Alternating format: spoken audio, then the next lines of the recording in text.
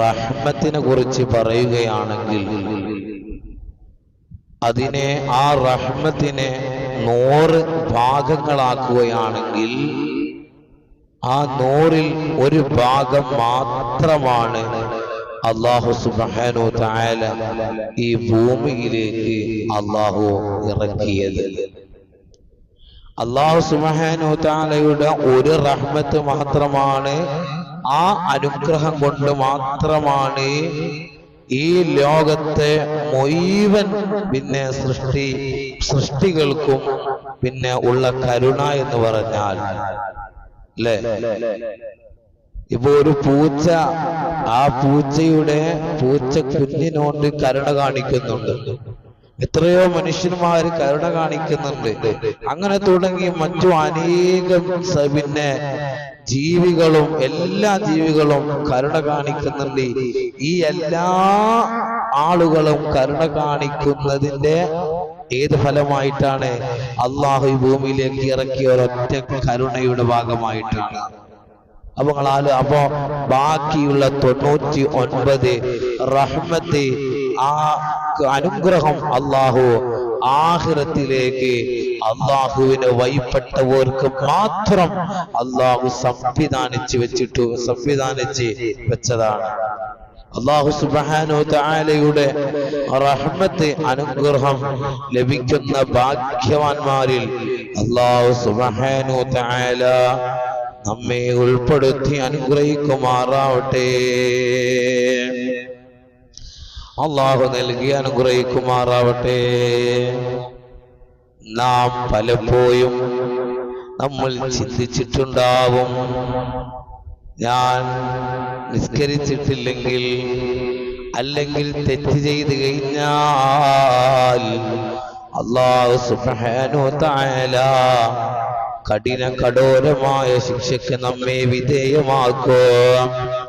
അല്ലാഹുവിനെ വഴിപ്പെടാതെ ജീവിക്കുന്നവർക്ക് നരകത്തിലെ കഠോരമായ ശിക്ഷയുണ്ട് എന്നുള്ളതൊക്കെ നമ്മൾ അറിഞ്ഞതാണല്ലോ. അപ്പോ നമ്മൾ വിചാരിക്കുമോ, അള്ളാഹ്ക്ക് നമ്മോട് കരുണയില്ലല്ലോ, അള്ളാന്റെ അടിമയോട് ദേഷ്യമാണല്ലോ. പ്രിയപ്പെട്ടവരെ, നമ്മുടെ സ്വന്തം മാതാപിതാക്കളെക്കാളും ഹബീബായ മുത്തുനബി സല്ലല്ലാഹു അലൈഹി വസല്ലമ തങ്ങളെക്കാളും കാരുണ്യത്തിന്റെ നിറകുടമാണ് സർവശക്തനായ അല്ലാഹു സുബ്ഹാനഹു വ തആല. അല്ലാഹു കാരുണ്യവാനാണ്, റഹ്മത്തിന്റെ ഉടമയാണ് അല്ലാഹു സുബ്ഹാനഹു വ തആല. ഒരു അടിമ എങ്ങനെയെങ്കിലും സ്വർഗത്തിൽ രക്ഷപ്പെടട്ടെ എന്ന് വിചാരിക്കുന്നവനാണ് അല്ലാഹു സുബ്ഹാനഹു വ തആല. അല്ലാഹു ഈ ഭൂമി ലോകത്തേക്ക് നമ്മോട് നിർബന്ധമാക്കിയ കാര്യമുണ്ടല്ലോ, അത് നമ്മൾ നിർവഹിക്കണം. അല്ലാത്ത കാര്യങ്ങൾ നമ്മൾ ചെയ്യുമ്പോൾ ശിക്ഷയുണ്ടാവും.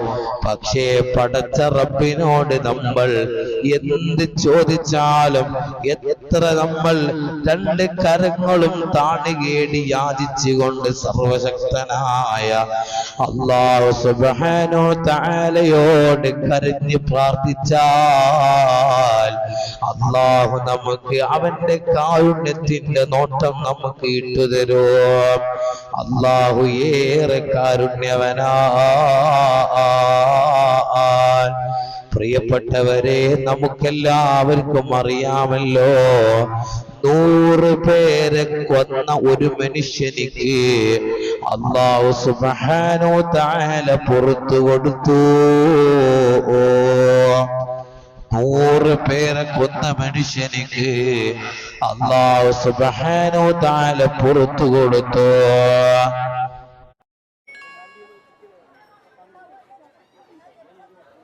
ഞാൻ കപ്പലണ്ടി വിൽക്കണേ. സുബ്ഹാനഹു വ തആല പുറത്തു കൊടുത്തു. എങ്ങനെയാണ് ഇദ്ദേഹത്തിന് പൊറുക്കപ്പെടാനുള്ള കാരണമെന്ന് നമ്മൾ മനസ്സിലാക്കണം. അതാ ചരിത്രത്തിൽ പറയുന്നുണ്ട്. ഈ മനുഷ്യനാ 99 പേര് അദ്ദേഹത്തിന്റെ പ്രദേശത്തുള്ള 99 ആളുകളെ ഇദ്ദേഹം കൊന്നു, ഇദ്ദേഹം കൊന്നൊടുക്കി. ഇങ്ങനെ 99 പേരെ ഇദ്ദേഹം കൊന്നൊടുക്കിയതിനു ശേഷം ഒരു അവസരത്തിൽ ഇദ്ദേഹത്തിന് ഒരു മനംമാറ്റമുണ്ടായി. ഇദ്ദേഹം ചിന്തിക്കുകയാണ്, ഞാൻ 99 പേരെ എന്റെ കരങ്ങളെ കൊണ്ട് കൊന്നൊടുക്കിയല്ലോ, ഞാൻ എന്ത് മോശപ്പെട്ടവനാ, ഞാൻ എത്ര പരാജിതനാണ്. എനിക്ക് അല്ലാഹു സുബ്ഹാനഹു വ തആല ഈ 99 പേരെ കൊന്നതിന് അല്ലാഹു എനിക്ക് മാപ്പ് തരുമോ, അല്ലാഹു എനിക്ക് മാപ്പ് തരുമോ, പുറത്തു തരുമോ എന്ന് ഇദ്ദേഹം വേവലാതിപ്പെട്ടു. അങ്ങനെ ഇരിക്കേ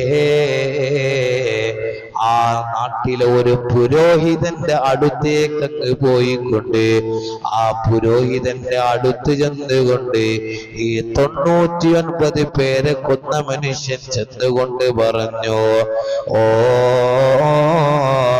ഇദ്ദേഹത്തിന്റെ അടുത്ത് ഈ പുരോഹിതന്റെ അടുത്ത് ചെന്നുകൊണ്ട് പറഞ്ഞു, ഞാൻ 99 പേരെ കൊന്നു, എനിക്ക് മാപ്പുണ്ടോ, എനിക്ക് തൗബയുണ്ടോ, എനിക്ക് തൗബയുണ്ടോ എന്ന് ചോദിച്ചു. ആരോട്? പുരോഹിതനോട്. അപ്പൊ പുരോഹിതൻ പറഞ്ഞു, 99 പേരെ കൊന്ന നിനക്ക് എന്ത് തൗബയാണുള്ളത്? എന്റെ അടുത്ത് നീ വിട്ടുപോയിക്കോ, എന്റെ അടുത്ത് നീ മാറി നിന്നോ എന്ന് ഈ പുരോഹിതൻ 99 പേരെ കൊന്ന ഈ മനുഷ്യനോടങ്ങ് പറഞ്ഞപ്പോ ഈ 99 പേരെ കൊന്നൊടുക്കിയ ഈ മനുഷ്യന് ദേഷ്യമങ്ങ് വന്നു. അങ്ങനെ ദേഷ്യത്താൽ ഈ പുരോഹിതനെ ഇദ്ദേഹം ആ സമയത്ത് കൊന്നൊടുക്കി. അങ്ങനെ ഇദ്ദേഹം 99 നിന്ന് ഒരാളെയും കൊന്നു, 100 പേരെ ഇദ്ദേഹം കൊന്നു. അങ്ങനെ കുറെ ദിവസങ്ങളങ്ങ് കഴിഞ്ഞതിന് ശേഷം ഈ 100 പേരെ കൊന്ന മനുഷ്യനിക്ക് പിന്നീട് മാറ്റമുണ്ടായി, മനംമാറ്റമുണ്ടായി. ഞാൻ എന്ത് മോശപ്പെട്ടവനാ, ഞാൻ വലിയ പരാജിതനാണല്ലോ,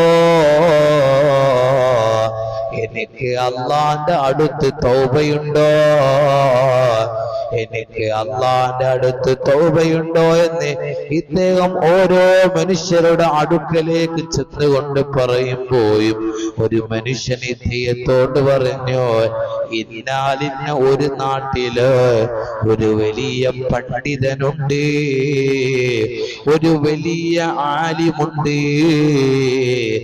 ആ ആലിമിന്റെ അടുത്തേക്ക് നിങ്ങൾ പോയിക്കോളൂ.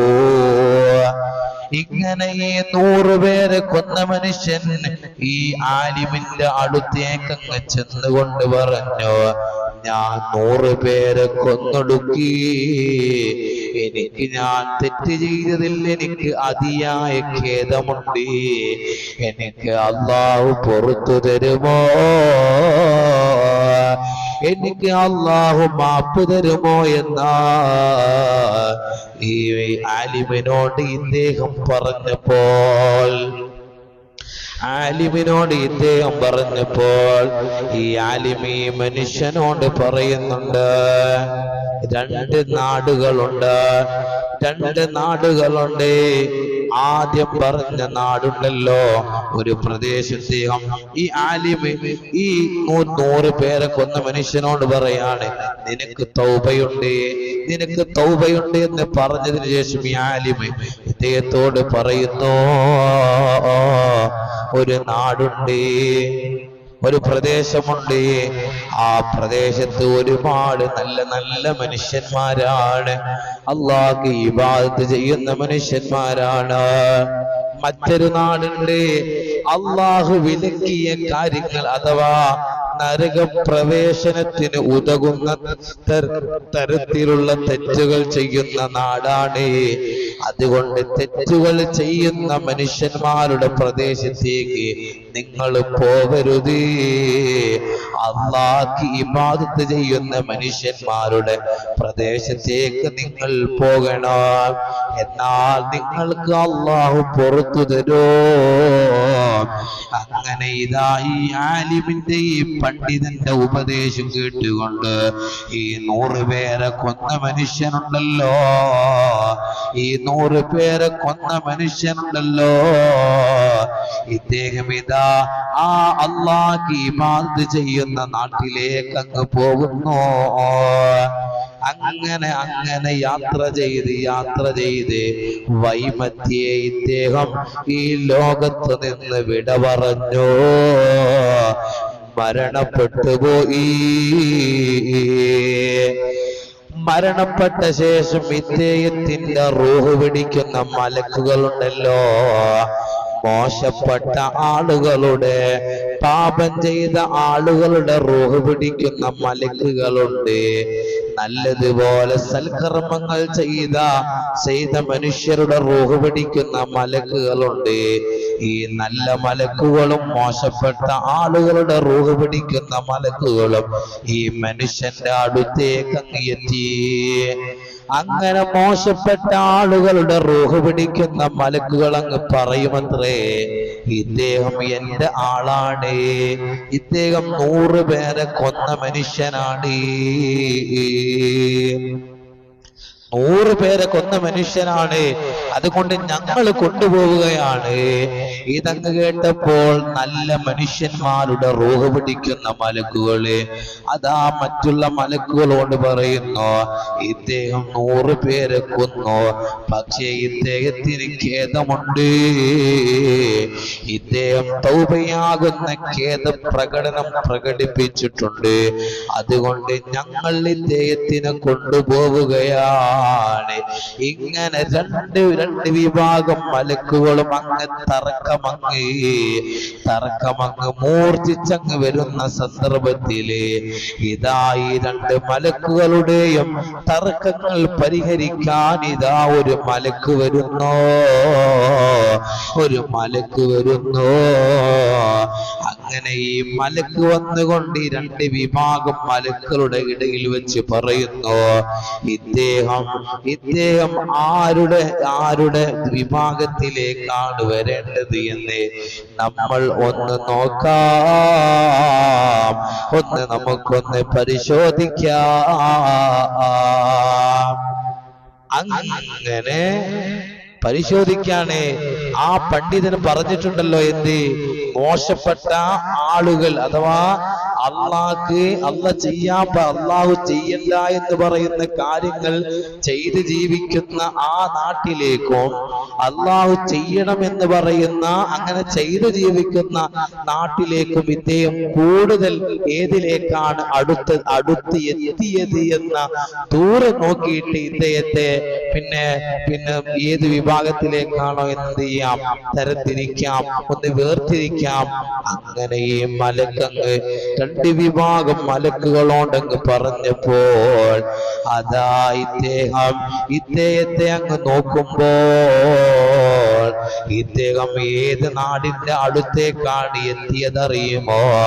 അല്ലാഹുക്ക് ഇബാദത്ത് ചെയ്യുന്ന, അല്ലാഹു ചെയ്യണമെന്ന് പറയുന്ന അങ്ങനെ ചെയ്ത് ജീവിക്കുന്ന ആ പ്രദേശത്തേക്ക് അടുത്തേക്ക് എത്തിയിരിക്കുന്നു.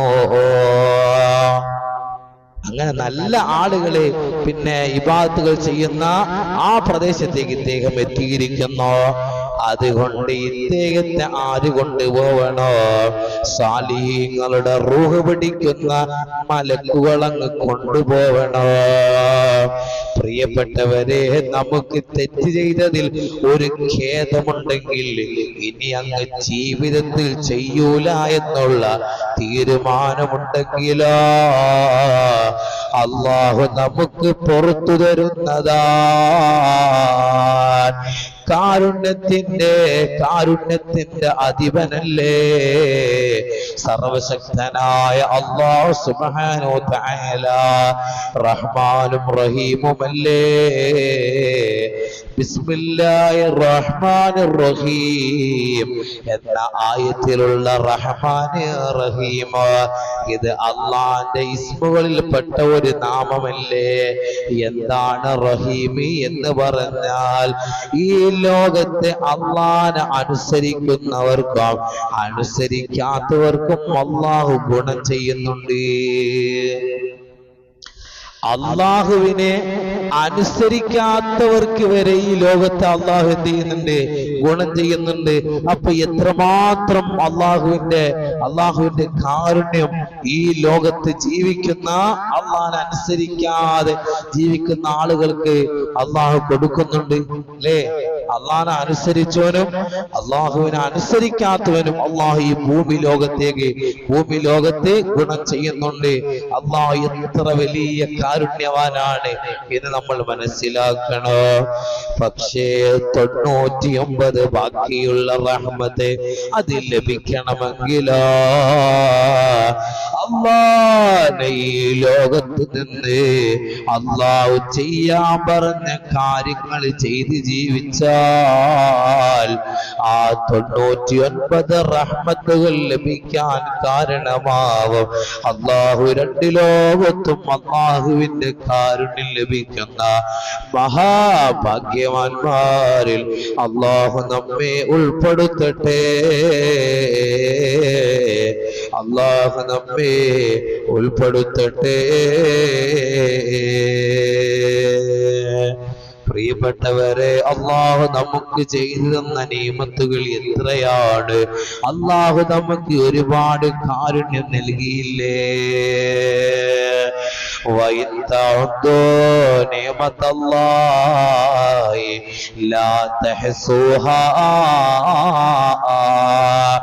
അള്ളാഹുവിന്റെ അനുഗ്രഹങ്ങളെ നിങ്ങൾ എണ്ണുകയാണെങ്കിൽ അത് നിങ്ങൾക്ക് ക്ലിപ്തപ്പെടുത്താൻ സാധിക്കില്ല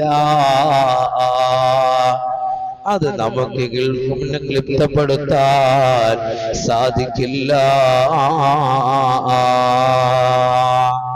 അള്ളാഹു നമുക്ക് എത്രമാത്രം അനുഗ്രഹങ്ങളാണ് നൽകിയത് അല്ലേ കണ്ണില്ലാത്ത കാഴ്ച നഷ്ടപ്പെട്ട എത്രയോ ആളുകളുണ്ട് പക്ഷേ നമുക്ക് അള്ളാഹു നല്ല അടിപൊളി കാഴ്ച ശക്തി നൽകിയില്ലേ രണ്ട് കൈകളും ഇല്ലാത്ത ആളുകളുണ്ട് സംസാരിക്കാൻ ശേഷിയില്ലാത്ത ആളുകളുണ്ട് കേൾവി ശ്രവിക്കാൻ കഴിയാത്ത കേൾവി നഷ്ടപ്പെട്ടു പോയ എത്രയോ ആളുകളുണ്ട് നടക്കാൻ കഴിയാത്ത എത്രയോ ആളുകളുണ്ട് പ്രിയപ്പെട്ടവരെ അള്ളാഹു നമുക്ക് ഈ ഒരു ശരീരത്തിൽ സംവിധാനിച്ച് നൽകിയ അനുഗ്രഹങ്ങൾ ഒരുപാടെണ്ണമാണ് അള്ളാഹു നമുക്ക് വലിയ അനുഗ്രഹം നൽകിയില്ലേ നിങ്ങൾ ആലോചിച്ചു നോക്കൂ സ്വർഗത്തിൽ കടക്കണമെങ്കിലോ ഒന്ന് മുസ്ലിം ആവണ്ടേ നമ്മൾ മുസ്ലിമായതിൽ നമ്മൾ എത്ര അള്ളാഹുവിനോട് ശുക്ർ ചെയ്യണോ നമ്മൾ ഒരു അവിശ്വാസിയാണെങ്കിൽ ഒന്ന് ആലോചിച്ചു നോക്കൂ ആ സ്വർഗം നമുക്ക് ലഭിക്കുമോ ഇല്ല നമ്മൾ ജനിച്ചപ്പോഴേക്ക് നമ്മൾ മുസ്ലിമായിട്ടല്ലേ ആ ഒരു തൗഫീഖ് ആ ഒരു കാരുണ്യം അള്ളാഹു നമുക്ക് നൽകിയില്ലേ അതുകൊണ്ട് അള്ളാഹിനോട് നമ്മൾ ശുക്ർ ചെയ്യണം അത് മാത്രമല്ല ഹബീബായ മുത്തുനബി സല്ലല്ലാഹു അലൈഹി വസല്ലമ തങ്ങളുടെ ഉമ്മത്തിൽ പെടാൻ നമുക്ക് സാധിച്ചല്ലോ മുത്തുനബി സല്ലല്ലാഹു അലൈഹി വസല്ലമ തങ്ങളുടെ മുൻകഴിഞ്ഞു പോയ നബിമാര് ഏറെ ആഗ്രഹിച്ചവരല്ലേ മുത്തുനബി സല്ലല്ലാഹു അലൈഹി വസല്ലമ തങ്ങളുടെ സമുദായത്തിൽ പെടാൻ, മുത്തുനബിയുടെ ഉമ്മത്തിൽ പെടാൻ നമുക്ക് സാധിച്ചു. ഒരു മുസ്ലിമാവാൻ നമുക്ക് സാധിച്ചു. പിന്നെ എന്ത് മാത്രം പറയാൻ, നമ്മൾ അടിയുറച്ച സുന്നിയല്ലേ, അഹ്ലുസ് സുന്നത്ത് വൽ ജമാഅത്തിൽ അടിയുറച്ച ആളുകളല്ലേ. ഇതെല്ലാം അല്ലാഹു നമുക്ക് നൽകിയ വലിയ അനുഗ്രഹമല്ലേ, അല്ലാഹു നമുക്ക് നൽകിയ ഏറ്റവും വലിയ അനുഗ്രഹമല്ലേ. ഇത് കേൾക്കുമ്പോൾ ചില ആളുകൾക്ക് ഒരു ചിന്ത വരും, എന്ത്, അല്ലാഹു എനിക്കൊന്നും ഒരു ആഗ്രഹം പോലും തന്നില്ലല്ലോ എന്ന്, അല്ലേ? എന്റെ തൊട്ടടുത്തുള്ള വീട്ടുകാരൻ കോടീശ്വരനാണ്, അവൻ 2 നില ഫ്ലോറുള്ള വീട് അവൻ ഉണ്ടാക്കിയിട്ടുണ്ട്, വലിയ വിലമതിക്കുന്ന കാറ് വാഹനം അവൻ വാങ്ങിയിട്ടുണ്ട്. എനിക്ക് വാഹനം വാങ്ങാൻ ഒരു സാമ്പത്തികമായിട്ടൊന്നും തന്നെയില്ല, പിന്നെ താമസിക്കാൻ ഒരു വീട് പോലും എനിക്കില്ല. നമ്മൾ ഇങ്ങനെ ചിന്തിക്കുമ്പോ നമുക്ക് എന്ത് ചെയ്യില്ല, അള്ളാഹു നമുക്ക് നൽകിയ അനുഗ്രഹത്തിന്റെ വില നമുക്ക് മനസ്സിലാക്കാൻ സാധിക്കുകയില്ല, നമുക്ക് മനസ്സിലാക്കാൻ സാധിക്കുകയില്ല. പ്രിയപ്പെട്ടവരെ, നമ്മൾ കൂടുതൽ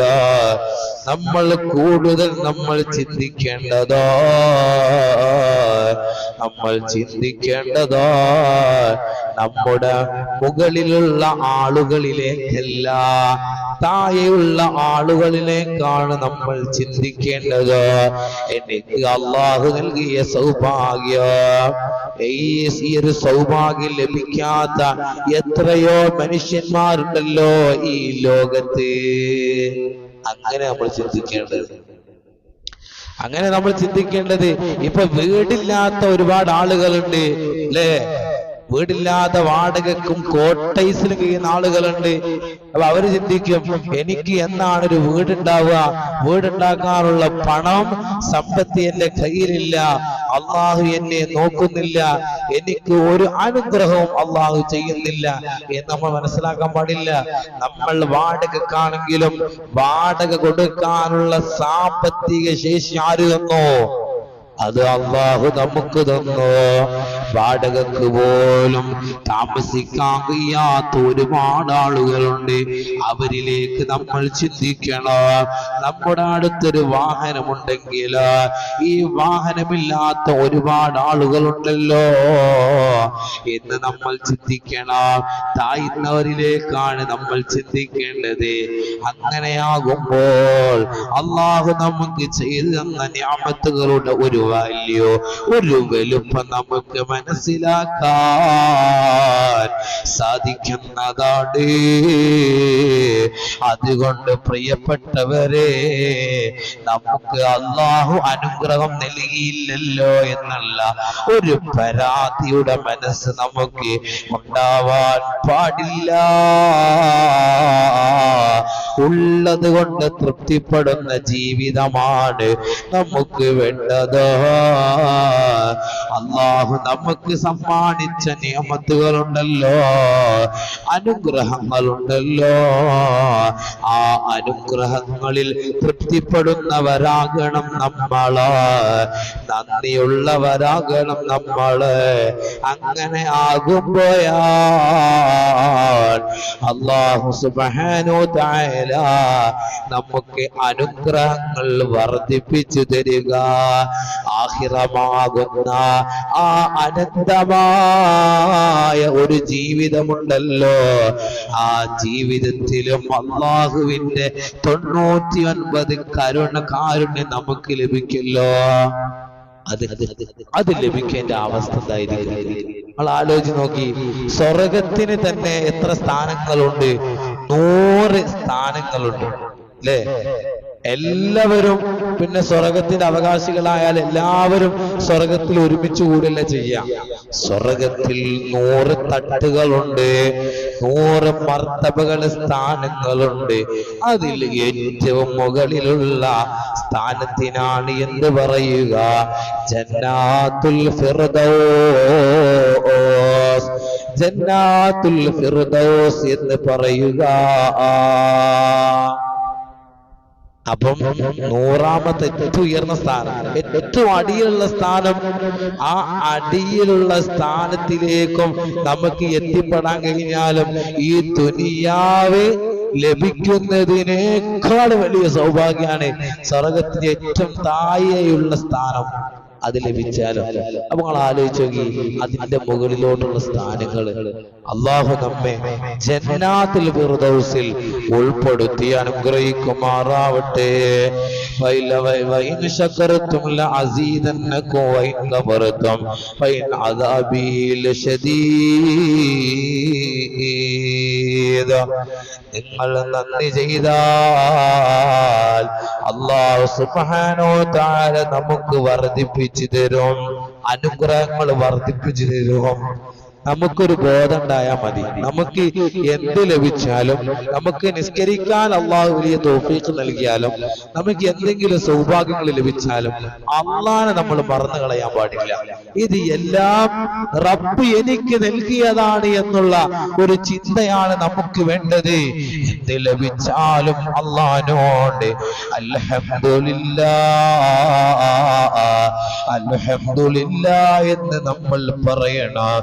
അള്ളാഹു ചെയ്തു തന്ന നിഅമത്തുകൾക്ക് നമ്മൾ നന്ദി പ്രകടിപ്പിച്ചില്ലെങ്കിലോ, നമ്മൾ നിഷേധിക്കുകയാണെങ്കിലോ, അത് വൈനാദാബി ശദീദ്, അള്ളാഹുവിൽ നിന്ന് ലഭിക്കുന്ന കഠോരമായ ശിക്ഷ വലുതാണ്.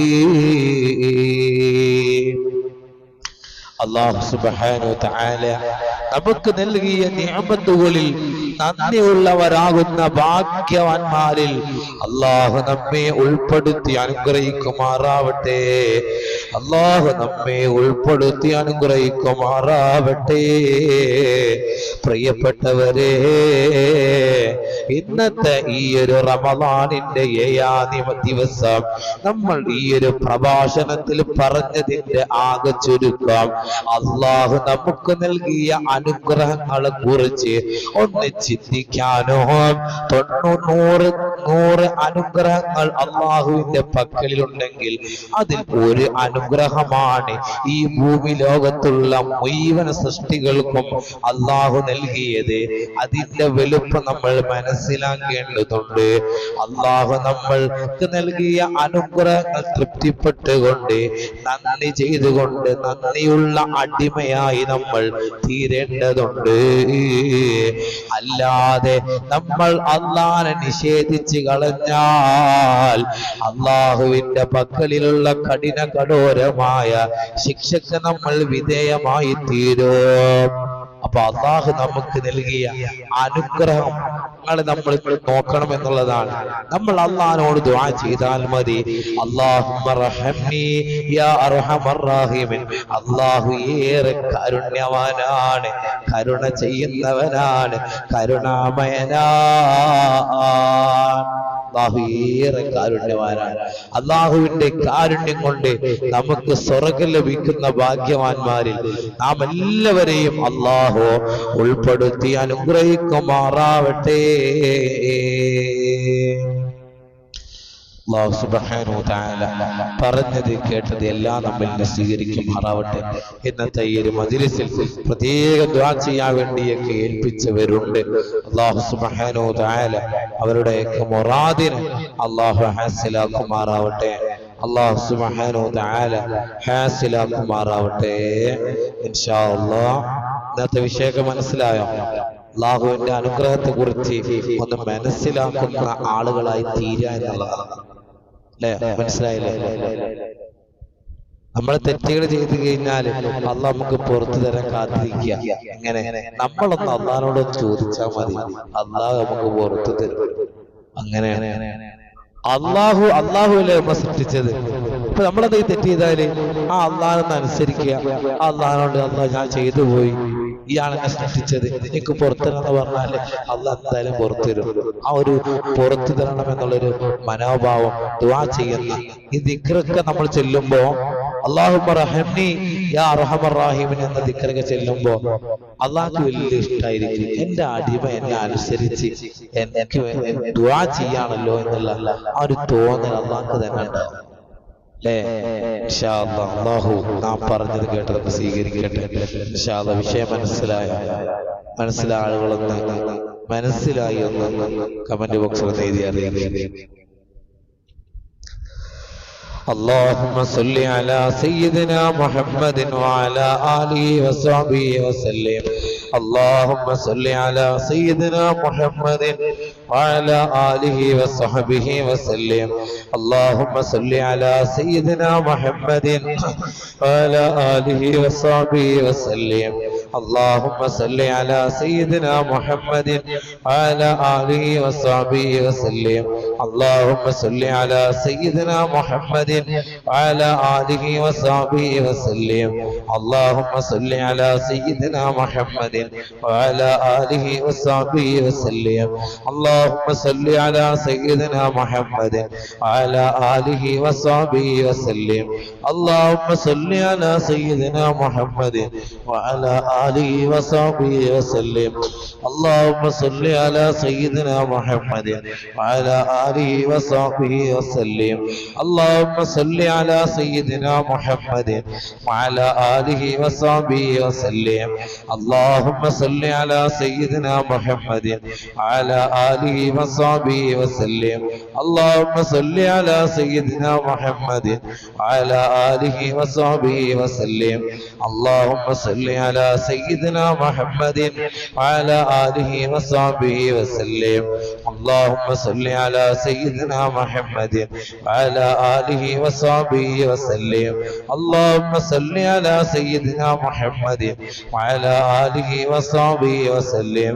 اللهم صل على سيدنا محمد وعلى آله وصحبه وسلم.